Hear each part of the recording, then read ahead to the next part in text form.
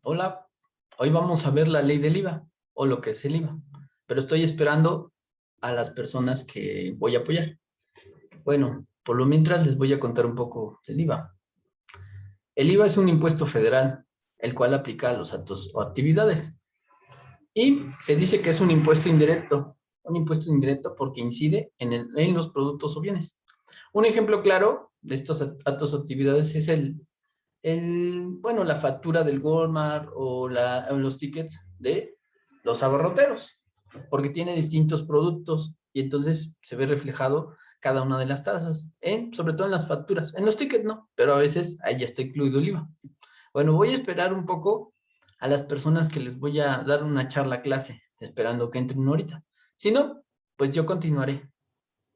Bueno, ¿qué otra cosa les puedo decir del IVA? Pues que es una ley, pues que aunque tiene 43 artículos y 9 capítulos, y es muy corta, es de mucho análisis. Realmente tienes que ir al código, a la ley del ICR, ley aduanera, entre otras leyes y sobre todo el mismo reglamento de la ley del IVA. Bueno, esperaré un poco y espero no se aburran y así comenzaremos. Voy a poner también una diapositiva que nos va a ayudar.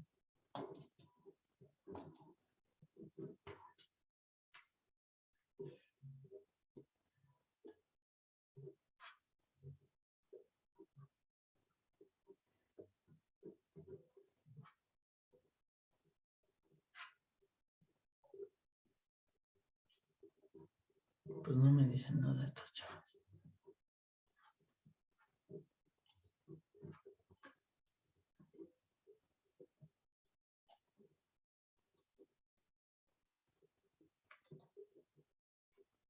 Bueno, como les comentaba, es un impuesto federal que se aplica al valor, actos o actividades. Es un impuesto indirecto, como les dije, porque incide en el consumo de los bienes.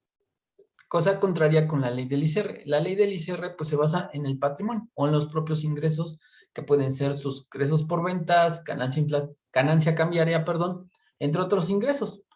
Bueno, los actos o actividades son el conjunto de operaciones o tareas que tiene una entidad o una persona física. Como les había dicho, un ejemplo claro de los actos o actividades que se tiene es una factura del Walmart o el ticket de una barrotería.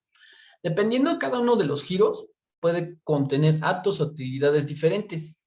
Bueno, algunos antecedentes, pues se da porque en 1979 la ley del IVA fue promulgada y inicia en vigor en 1980, enero de 1980. También hubo un cambio en 1995 de 10 al 15 y en 2006 se unifica la tasa al 16.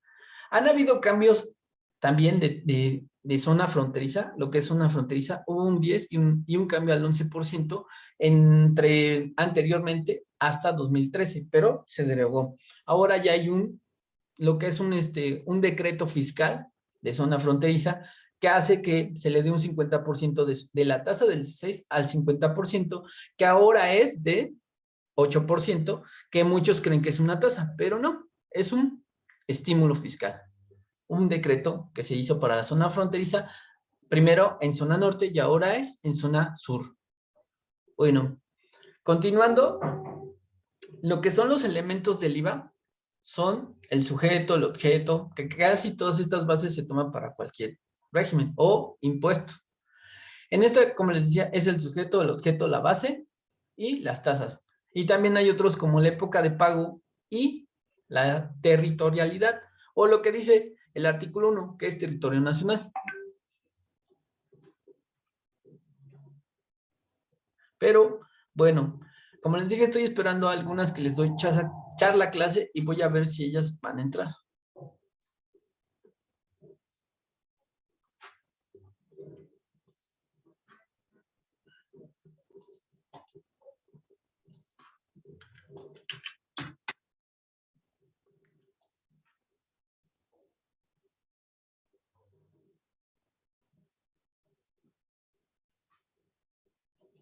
Bueno, continuando, como les dije, los elementos son el sujeto, el objeto, la base y las tasas, y otras que son la época de pago y la territorialidad, o lo que marca el artículo 1, territorio nacional. Los sujetos o personas físicas, esos son los sujetos, las personas físicas y morales que marca el artículo 1. Y que estas son, que tengan actos o actividades. ¿Cuáles actos o actividades? Pues la prestación de servicios, el uso goce, bienes importaciones, la enajenación, que es lo que te marca el artículo 1 de la ley del IVA. Y la base es el valor neto, o sea, lo que es el IVA creditable contra el IVA trasladado o el IVA comúnmente llamamos contablemente IVA por pagar cobrado.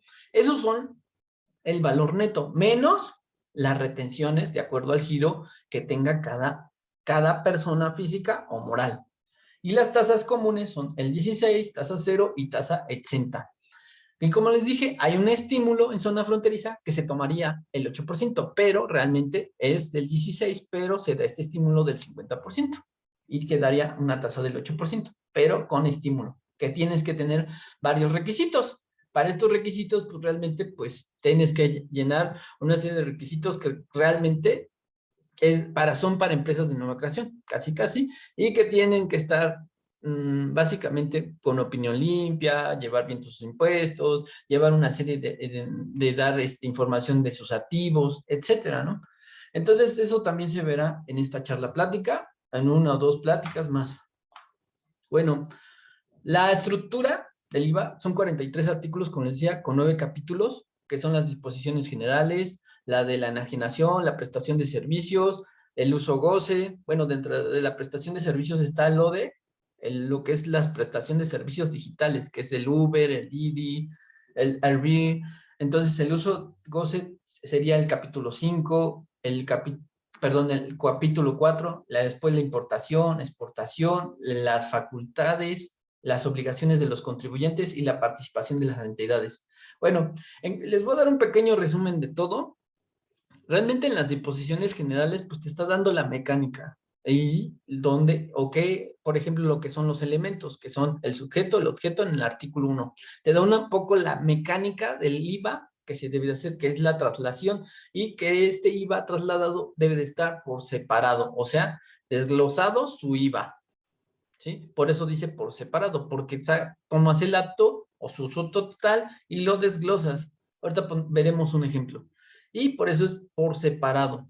Y básicamente te da la mecánica de qué es el IVA contra el IVA acreditable, como comúnmente lo conocemos, que en el artículo 4 te dice que el IVA acreditable se va a restar de los valores señalados, o sea, de los valores del IVA trasladado que pueden ser en bienes o prestación de servicios o de bienes o prestación de servicios o uso o goce. Bueno, esa es la mecánica. También te habla del saldo a favor, que está en el artículo 6, los requisitos para el acreditamiento, que están en el artículo 5, entre otros. De la enajenación te está diciendo en el artículo 8, ¿qué es enajenación? Básicamente te está diciendo que busques en el artículo 14, que es toda transmisión de un bien, entre comillas, pero lo vamos a leer. Pero bueno, continuando con la prestación de servicios, también te dice que es una prestación de servicios para la ley del IVA, que básicamente es que una persona presta un servicio o está obligado o su obligación es de prestar un servicio a otra persona. Y la prestación de servicios digitales, pues básicamente, ¿qué te dice? Pues igual, que es en base a las aplicaciones y que estas pueden ser descargas o otras situaciones dentro del internet o una red. Bueno, el uso goce es básicamente el uso goce de un bien inmueble o como dice, el usufructo, que es del goce de un bien, ¿sí? En términos resumidos. ¿Qué es la importación? La importación es de que un residente nacional adquiera de una persona que no es residente de nuestro país. Y la exportación te dice que es que un residente nacional venda o transmita un bien a un residente extranjero. Las obligaciones del contribuyente, en este está el 14, que en estas pues está la obligación de llevar contabilidad, de enterar al SAT las retenciones, de que debemos de llevar por separado las situaciones de los comisionistas, de también declarar el IVA, bueno, entre otras, ¿no? Y las facultades de las autoridades, aquí hace una presuntiva de acuerdo al Código Fiscal del artículo 55. Aquí básicamente no lo vamos a ver mucho, pero se los voy a comentar. El artículo 55 hace una presuntiva de acuerdo a sus actividades y manda ciertos porcentajes. Eso es la presuntiva que marca las facultades de autoridad. Y de la participación de entidades, perdón, se basa más que nada en los impuestos cedulares que hay en cada estado. Puede ser del 2 al 5%. Entonces, eso es lo que te marcan estos últimos. Realmente situaciones de convenios que hay de las entidades. Bueno, continuando. Como les dije, tiene que ver mucho de los elementos del artículo 1, que es, pues, que están obligados a las personas físicas a las distintas actividades que realicen, distintas actividades en enajenación, prestación de servicios, otorguen el uso goce, o sea, lo que es el arrendamiento, e importación de bienes o servicios. En este artículo 1 te marca lo que es la ley de la tasa fija del 16 que hay en todo el territorio nacional, de acuerdo a su servicio o su bien, ¿sí? De acuerdo, porque tendríamos que ver distintas situaciones, como está en el 2A, como está en el artículo 15, etcétera, ¿no? Bueno.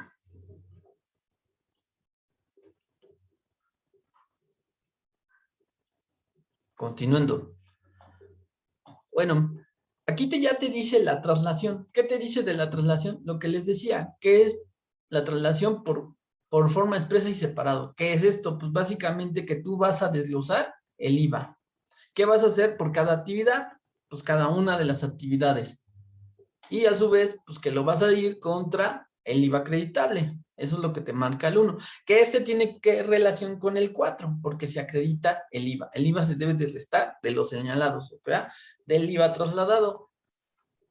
Es esto, lo que uno tiene que hacer en el pago referenciado o declaraciones y pagos provisionales, que es el IVA acreditable, que es este, contra el IVA trasladado. Esto es lo que te está diciendo, que son separados cada uno de los valores o actividades. Y esto es lo que yo les decía, que son por las ventas cobradas, el IVA trasladado. En esa situación, pues, ¿qué hacemos? Pues realmente, pues, desglosar el IVA, que es la tasa del 16, y al final de cuentas, pues, tu IVA trasladado va a ser de 2,000 pesos. Pero se tiene que ir por cada una de las actividades. Al final la mecánica, pues, es IVA acreditable contra IVA trasladado, o en su caso, como marca el artículo 4, que vas a restarlo de estos. Como dice aquí, miren, valores a tus actividades, que este es el IVA cobrado, IVA trasladado, o comúnmente, en su momento, cuando es de acuerdo al 1B, que es en el momento que se dice efectivamente cobrado, se le dice causación o IVA causado. Por eso tenemos estas confusiones divas, porque realmente es el momento o es por la venta cobrada IVA trasladado, pero básicamente tiene todos estos nombres. Pero bueno, como vemos, es el IVA trasladado, que es esta parte, y luego acá contra tu IVA acreditable, o sea, la resta de estos. Por eso te está diciendo esto. En el artículo 4. Esto del artículo 1 es básicamente que tienes que separar o desglosar el IVA, que es esto. Y luego de ahí, pues hay una mecánica muy fácil en el registro contable que todos hacemos, que es el IVA por pagar o IVA cobrado, que es el trasladado, contra el IVA acreditable y te sale un IVA a pagar, que eso es lo que debemos de enterar al SAT o declarar ante oficinas o más bien en el DIP o el pago referenciado. Bueno, ¿cuáles están obligados? Pues básicamente, pues las prestaciones de los prestadores de servicios, el uso goce, los mismos de desperdicio, los autotransportistas, los de instituciones mediante pago judicial o fiduciaria, ¿sí? O los de desperdicios, como ya había dicho. Y también en la 4 está algo bien relacionado con ¿qué? Con los prestadores, de acuerdo a la disposición, que es lo del outsourcing, que esta ya nada más quedará vigente hasta el 1 de septiembre. Por lo mismo, y que era o es de un 6%. Y que aquí, en el artículo del reglamento, artículo 3, te dice que son las 2/3 partes para las prestaciones de servicios o uso goce, y en su caso de los fletes o autotransportistas está, que es del 4%. ¿Qué es dación? básicamente transmitir el dominio de algo, que la adjudicación es el acto judicial que consiste en la atribución de una cosa, y el fideicomiso o el feudatorio es realmente es para transmitir la herencia, pero es donde una persona llamada fideicomitente, o sea, el banco, realiza estas situaciones. Bueno, como les dije, la retención se debe de también enterar. Y bueno, vienes hasta el 17 de cada mes. ¿En qué momento se consideran, lo que decía, en qué momento se consideran efectivamente cobradas las contraprestaciones?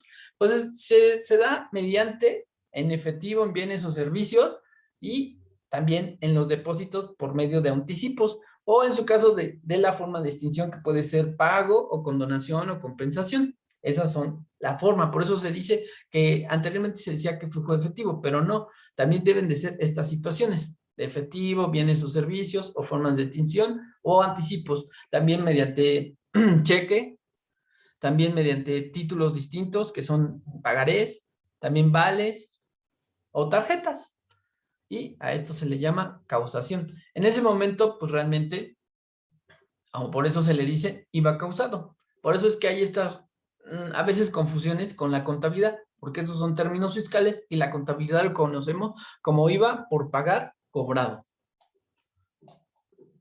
El artículo 2 nos basa en la tasa cero, que son animales o vegetales, excepto o los que no están industrializados, salvo los hules o los perros o los gatos y pequeñas especies que estén destinados, pues, a mascotas en el hogar. Y también los que son la corteza o trozos de madera que no estén industrializados.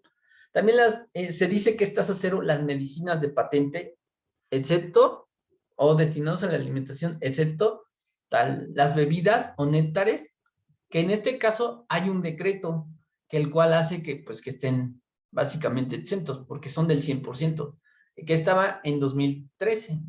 También los refrescos o jarabes, como el TAN, por ejemplo, esos también se deberían de ser tasa cero, pero no son tasa cero. Se podrían ser tasa de 6, pero también están dentro, creo que, de ese decreto. Los que sí serían el cambiar, el salmón, los saborizantes, los chicles o gomas de mascar, los alimentos procesados, esos sí entrarían en una tasa del 6%. De hecho, ya les puse unas clavecitas para que vean cuál son distintas a tasa cero. El hielo y el agua no gaseosa son tasa cero, exento los que sean en una presentación de menores a 10 litros. El iscle, la palma, la molienda o trituración del maíz, invernaderos hidrofónicos o hidropónicos, perdón, y también las de agricultura, los tractores de agricultura, excepto la oruga, también sería otro. También en este caso, pues, se maneja el del uso-goce, que realmente están dentro de los invernaderos hidropónicos, y los de agricultura, los tractores por agricultura. De los servicios, pues también son aquellos que se dediquen al sector agropecuario o agricultores, se podría decir. Y a su vez te habla también de el oro. Bueno, fertilizantes, plaguicidas, entre otros. Los libros y periódicos, pero que el mismo contribuyente los edite. Un ejemplo es Porrúa. Porrúa tiene tasa cero y tasa exenta. ¿Por qué? Por sus situaciones. A veces también, dependiendo, tendríamos que ver si cuestiones complementarias o material complementario va a radicar en si cambias a una tasa del 6 o una tasa cero, como aquí te lo manda. Dice, dentro del concepto de los libros no comprende aquellas publicaciones periódicas, de diferente, igual se considera que forman parte de los libros los materiales complementarios que acompañan a ellos cuando sean susceptibles de comerciales separados. Y también ya te marca que la preparación, el artículo también te marca que va a ser tasa del 16 aquellos alimentos que lleven una preparación. ¿Por qué? Porque ya lleva una transformación. También te marca otro artículo del reglamento. Vamos a ver. Esta ley tiene que haber reglamento, código y otras situaciones. También ley del ICR. ¿Por qué? Porque realmente, pues, todo eso pues, tiene que ver con el entendimiento de una ley, y más esta. Entonces, ¿qué te está diciendo? Que los alimentos preparados son estos, excepto estos. En el reglamento se dice que se consideran que no son alimentos preparados los envasados, los decongelados, las tortillas de maíz o trigo, los productos de panificación, también los sometidos a coacción o fritura, entre otros. Pero básicamente son esos que ya no serían tasa cero, serían tasa del 16, porque en esto es la situación que le estoy diciendo. Tienes que ver si hay excepciones o si el reglamento te está diciendo alguna situación que va cambiando esta situación de tasa cero a tasa 16 por estas situaciones. Bueno, volvamos al artículo 2. Como les dije, la ley tiene que ver con muchas leyes. A veces, en esta situación, la ley del IVA tiene que ver con la ley ley aduanera, ley del ICR, Código de Fiscal de la Federación, entre otros.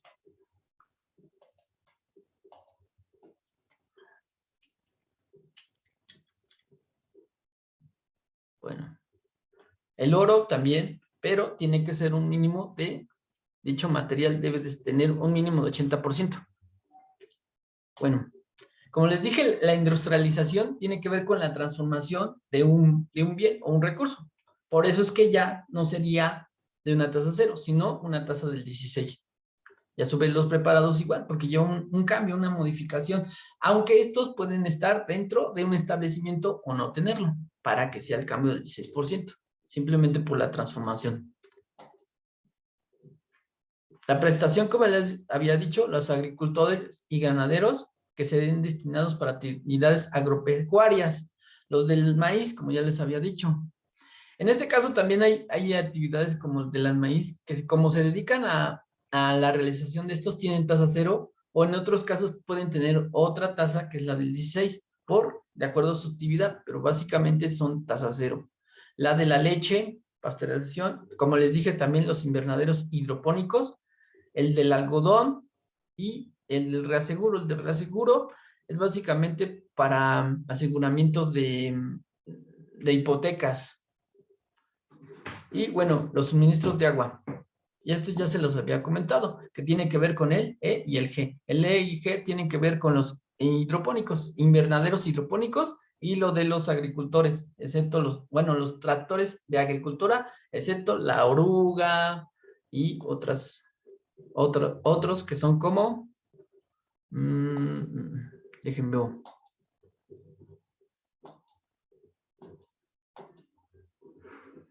Los tractores a accionar oruga, así como las llantas para tractores, motocultores para superficies redes y arados, etcétera, ¿no? Bueno, de la exportación es lo que les comentaba. La ley te dice que es un residente nacional que va a hacer la transmisión a un residente extranjero. Eso es lo que te marca el artículo 29. Entonces, básicamente, estos serían del artículo 2, que son tasa del 60, que también tienen que ver otra tasa, que es la del 29, pero ya lo veremos. ¿En qué consiste el acreditamiento? Pues es lo que les marcaba. Dice que es de restar el impuesto acreditable de la cantidad resultante de aplicar los valores señalados. ¿Cuáles? Los del IVA trasladado, que es lo que les marcaba acá. ¿Qué es esto? Básicamente perdón. Aquí, como vemos, y acá se resta el IVA acreditable. En tu PID, o DIP, perdón, o tu pago referenciado, ahí se ven a ver, que realmente desde el comienzo es desde acá. Pero aquí es donde ya se ve reflejado. Y también, pues tendrías que meter tu retención, si es que la marcarás.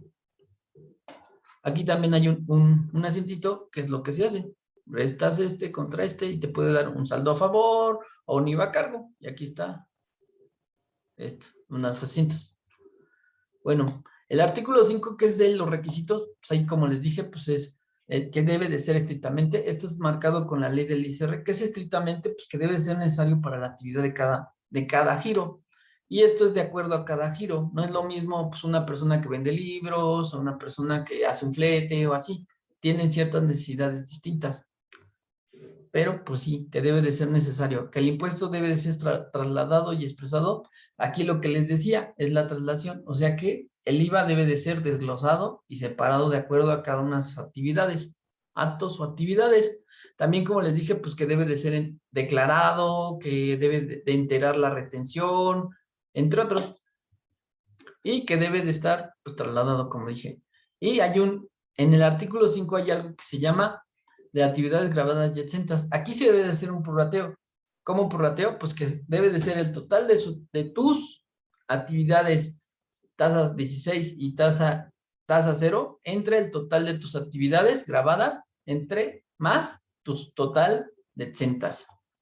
Bueno, aquí están los pasos. Es un prorrateo o es una proporción que se va a sacar y ese se va a multiplicar contra el IVA acreditable y te va a sacar un IVA no acreditable en la parte que pues realmente le toca del porcentaje y se va a determinar tu IVA por pagar, como aquí lo vamos a ver. Realmente esto es lo que sí es importante.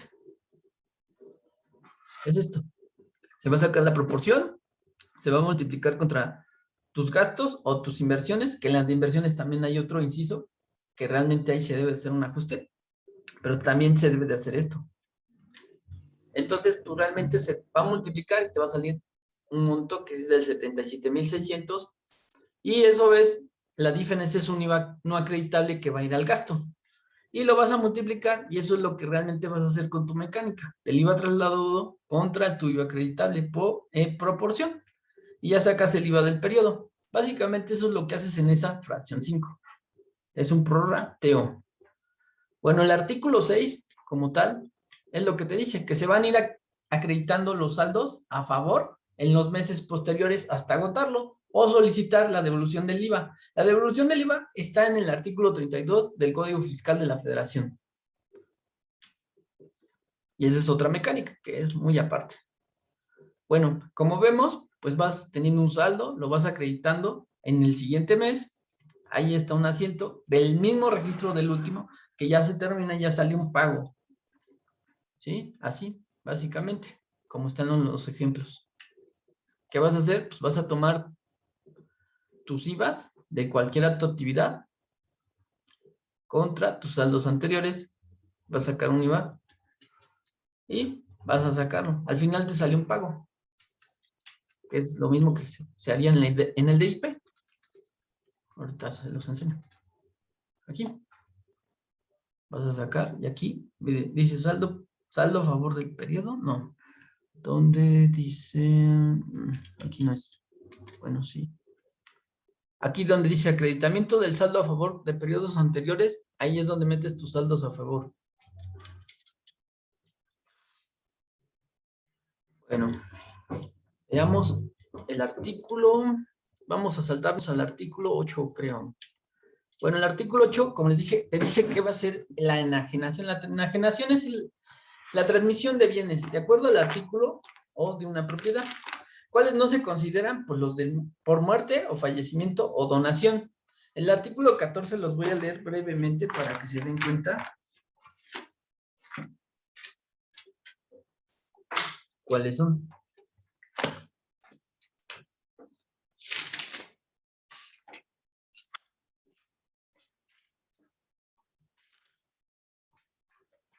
Bueno.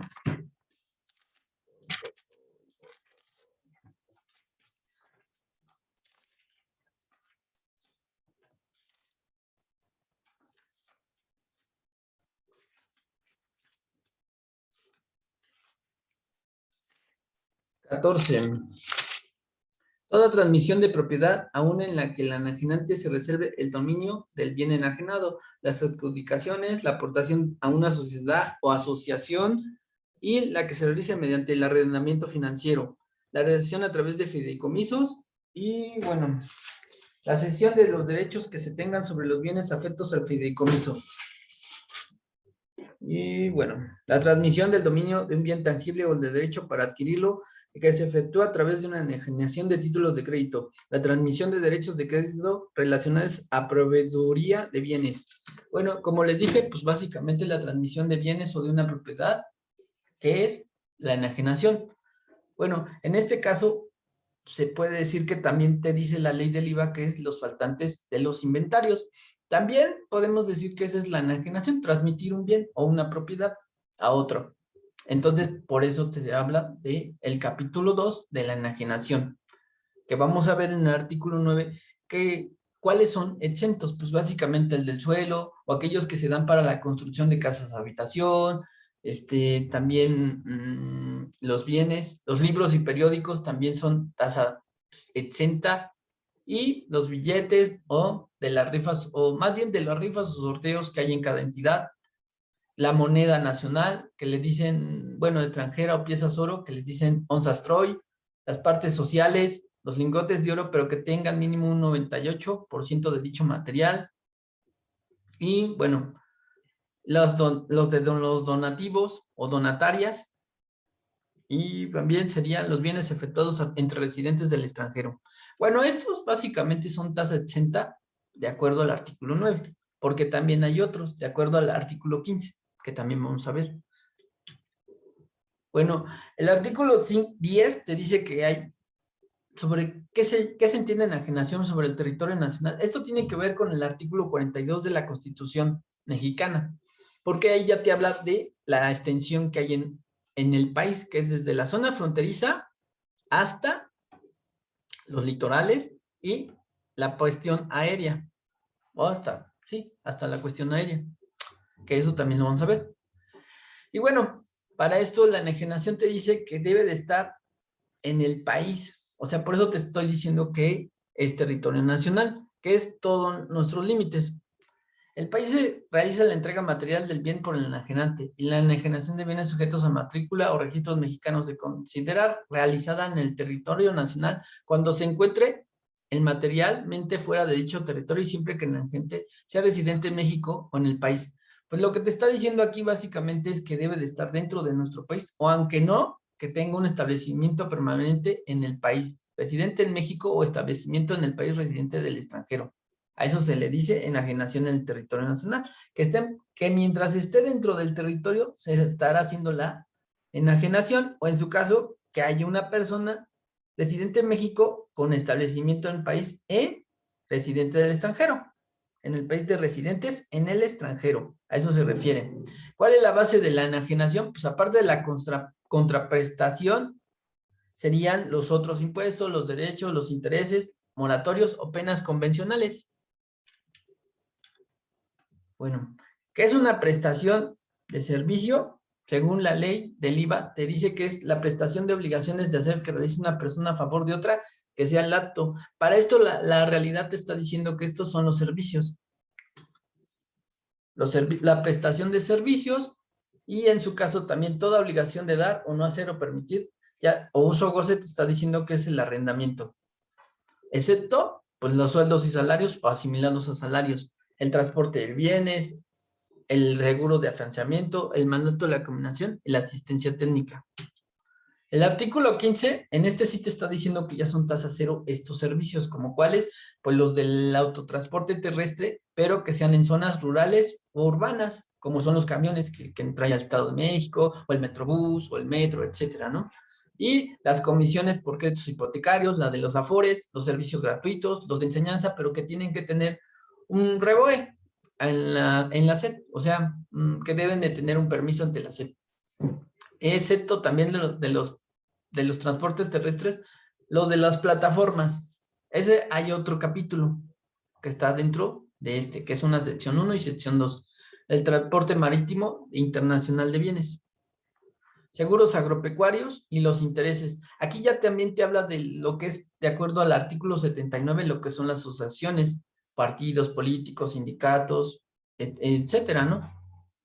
También te habla de los espectáculos. Estos espectáculos, pues, son básicamente aquellos como los partidos de fútbol, pero aquí te habla también que son, salvo excepto, aquellos que tengan un acuerdo con las entidades, o los del teatro y el circo. Los del teatro y el circo no. Y también te dice que hay una excepción. Bueno, los del teatro y el circo siempre y cuando tengan un acuerdo con las entidades o con la Ciudad de México. Y a su vez, también los de las funciones de boleto del cine, esos están exentos. O sea, esos son tasa 16. También los del circo y los los del circo y el otro que les había comentado. Circo y teatro, perdón. También te habla de lo que es básicamente que en restaurantes y bares también no se les aplica esto cuando están espectáculos en restaurantes y bares. Los servicios profesionales de medicina, estos están dentro de la tasa cero, y también aquellos como los veterinarios, pero estos lo dice el reglamento de la ley del IVA en el artículo 21. Se los voy a leer. También, como les dije, tiene que haber una serie de correlación con este y con otras leyes o el Código Fiscal de la Federación. Para que vean que también está el médico cirujano y el médico veterinario, ya que no solo es en los servicios profesionales.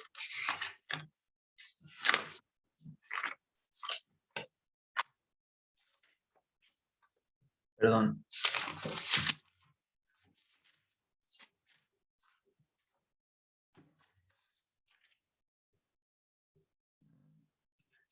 Servicios profesionales. Para los efectos del artículo 15, fracción 14, los servicios profesionales de medicina por los que no se está obligado del pago de impuestos son de médico, médico veterinario o cirujano dentista. O sea que también a los dentistas les da la tasa cero. Se les aplica la tasa cero. Y bueno, también los de los organismos descentralizados como hospitales, los mismos de laboratorio, entre otros. ¿Sí? Y las prestaciones de autores. Aquí son derechos de autor por libros y periódicos, entre otros. Bueno, lo estoy resumiendo para que sea un poco más rápido, ya que pues es bastante. Y aquí la prestación de servicios en territorio nacional, pues es lo mismo que estábamos comentando, de acuerdo al artículo 42, como habíamos dicho, el de las islas, islas de Guadalupe, las plataformas, los litorales y su espacio, pues también en territorio internacional o marítimo. Básicamente también el aéreo. Bueno, ¿qué te dice? Pues básicamente que que está dentro del territorio nacional y que el territorio en situaciones de territorio nacional independiente de la residencia del portador, cuando el mismo... Lo que pasa es que aquí tiene que ver la transportación internacional del territorio nacional. La transportación aérea a las poblaciones mexicanas ubicadas en la franja del internacionales del norte y sur del país gozará del mismo tratamiento. O sea que ya te habla de que se debe dar en el transporte internacional mientras esté dentro del territorio nacional de un 25%. A eso se refiere esto. En cuestiones de transporte internacional, aéreo internacional. Y es lo que ya les decía, tiene que ver con el artículo 42 de la Constitución mexicana, que debe de estar dentro de nuestra zona fronteriza y en nuestros litorales y la cuestión aérea. Bueno, el momento de la causación, pues básicamente es cuando se cobra y también que esté efectivamente cobrado. Y también se puede decir que es la base, pues aparte de la contraprestación, tiene que ver los derechos, los impuestos y derechos, los viáticos, los gastos, los reembolsos y los intereses normales o moratorios y penas convencionales. Esta es la base de la contraprestación de la prestación de servicios. Y bueno, vamos a ver y les voy a explicar un poco de la prestación de servicios digitales a mi experiencia. Bueno, en esta situación, el mismo de las plataformas tienen la obligación de ¿qué? De retener de retener a las personas físicas, pues de darle una constancia y de enterar al SAT, tienen que enterarla, de hecho en la plataforma de ellos, tienen que enterar todo esto, también tienen que declarar, también tienen que básicamente realizar, pues, mandar la constancia a la persona, por ejemplo, al que se dedica al Uber, tiene que mandarle su constancia, y en esta constancia pues ya vienen las retenciones. Bueno, continuando, pues es pedir a cada una, la retención es lo que les decía, inscribirse al RFC, y en esta dar esta información, nombre completo, razón social, etcétera, ¿no? También institución financiera y clave interbancaria para los depósitos de sus pagos.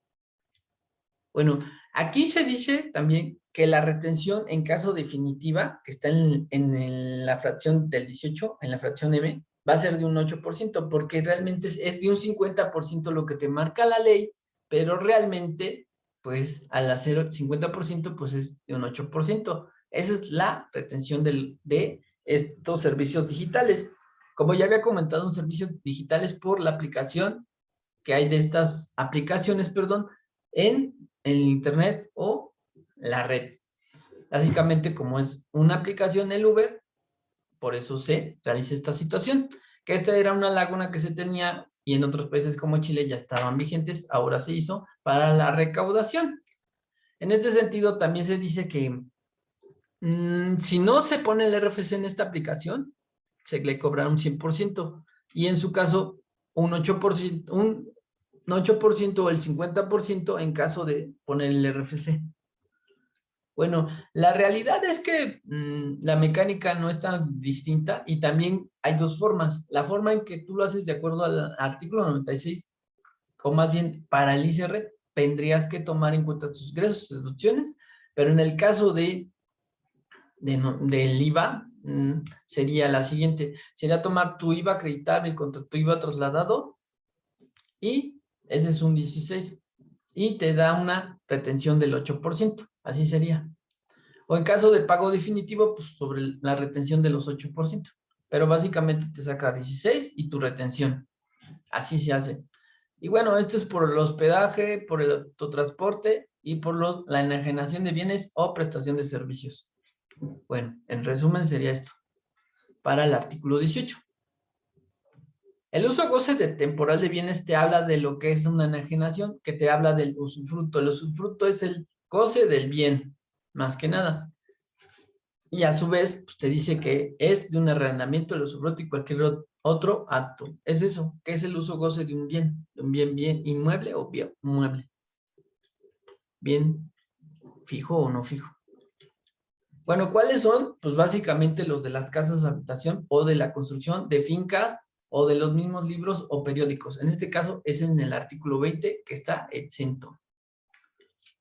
De las importaciones ya les había dicho que la importación era de una persona que se dedica, bueno, más bien del residente nacional que va a transmitir a otro que no es de nuestro país, o más bien que va a adquirir un bien de otra persona que no sea residente de nuestro país.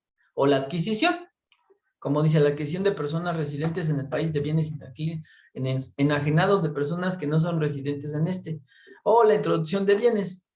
En este caso, te habla mucho del recinto fiscal. El recinto fiscal es dentro de donde está, pues, toda la aduana, básicamente, y por eso luego se necesita leer la ley aduanera para saber qué es el recinto fiscal. Y también del uso goce del temporal en territorio nacional. A eso también se le llama importación de bienes. El aprovechamiento del territorio nacional de servicios.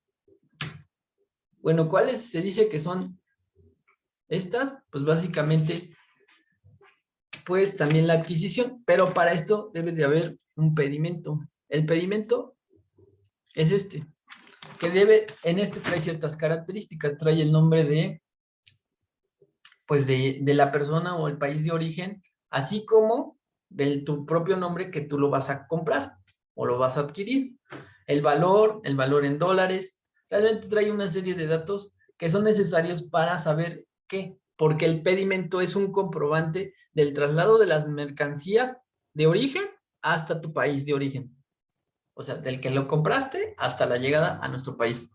Y trae bastantes datos que son necesarios para que sean válidas esta importación.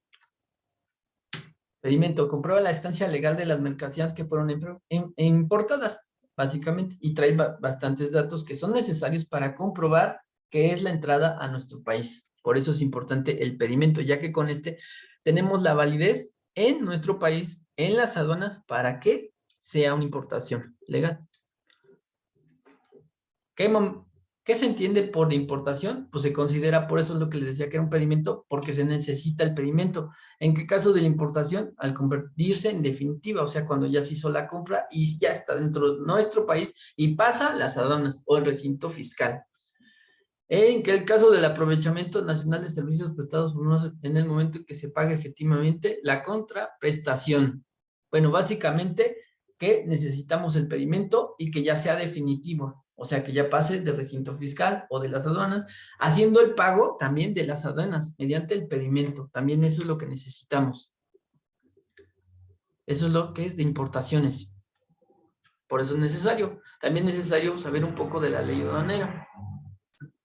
Bueno, de las exportaciones, pues como les dije, es la enajenación de bienes realizados de un residente del país a quien resida en un país extranjero. Eso ya se lo había dicho. Básicamente eso es lo que se hace en una venta al extranjero. Y ese es un concepto. Y bueno, como les dije, habría que ver la ley aduanera. En este momento no lo tengo, pero básicamente también tiene que ver con algo que tiene que ver con algo que se llama INMEX. Es un convenio que hay también, que es el de la B, que que dice, el aprovecho en el extranjero de servicios prestados por residente del país por concepto de asistencia técnica. B, operaciones de maquila y submaquila para exportación en términos de la legislación y del decreto para el fomento y operaciones de industria maquiladora de exportación. Hay un convenio que es del INMEX. Publicidad, comisiones, operaciones de financiamiento, filmación de grabación y la transportación aérea de personas y bienes. Esa es tasa 0.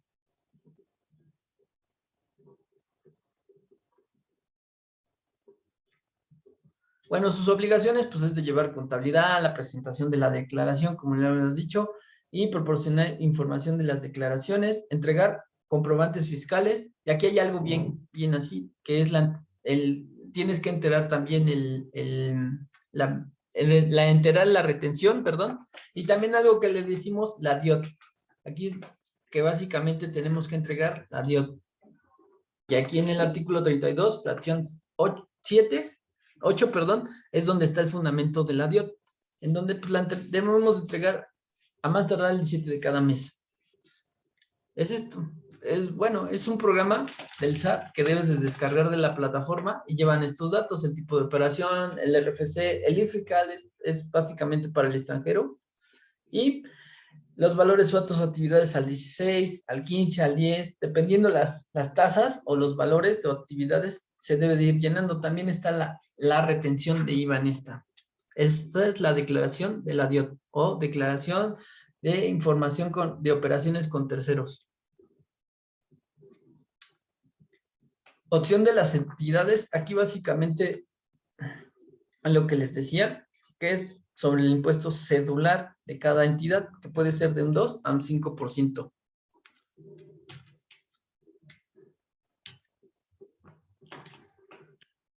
La base se refiere que debe de considerarse los mismos ingresos y las mismas deducciones. Como les dije, cada estado, aquí ya sería otra mecánica. Y bueno, aquí el artículo del reglamento tiene que ver con el 1A, sobre las retenciones, que es lo que les decía, que son las 2/3 partes de quienes, de las personas de que prestan servicios, del comisionista y del uso goce. También están los autotransportistas, que es el 4%. ¿Qué es una patente? Dice, se consideran medicinas de patente las especialidades farmacéuticas, los estupefacientes, las sustancias psicotróficas, incluyendo las homeopáticas y las veterinarias. Aquí también lo que te dice para el 2 cuando es un 80 es que debe de ser de 10 quilates. Ya habíamos tomado en cuenta este. Como vemos, es necesario que también relacionar el reglamento, ley aduanera, ley del ICR, entre otras. Esa es la importancia de la ley del IVA. Esta es una charla plática muy breve para que se vayan dando cuenta de la importancia de la ley del IVA, porque tenemos que considerar los diferentes actos o actividades cuando hay en un giro diferentes productos o bienes y los servicios que les den cuando sean distintos. Entonces esa es la intención, darles a entender qué es la importancia de la ley del IVA. Bueno, hay unos ejemplos. Por ejemplo, el del servicio del contador, ¿cuál sería? Pues sería artículo 1 y tasa, pues del 16. Ese es su fundamento. La compra de hielos, pues es el artículo 2A, perdón, porque ahí dice hielos o gaseosas, excepto los que sean por un valor mínimo de 10 litros. Entonces sería el 2A, tasa del 0. Y así, hay varios ejemplos que vamos a ir viendo o que vamos a ver la siguiente. Por lo menos ahí lo vamos a dejar. Y voy a hacer otra plática, charla para las personas del canal. Espero les guste, fue muy resumido, fue muy rápido y a veces un poco, pero la intención es que vayan complementando esto. ¿Con qué? Con las diferentes leyes, porque la ley del IVA es muy importante y es un impuesto federal, o sea, es en todo el territorio o todos los estados de México. Bueno, espero les haya gustado, espero les guste. Fue un poco breve y un poco rápido, pero realmente la ley y este estudio llevan varias sesiones. Hasta aquí nos vamos a quedar y en la siguiente voy a ir contestando esto para que vayan viendo. Ya estarán contestados y se hará un análisis con los diferentes artículos. Bueno, denle manita y espero les haya gustado.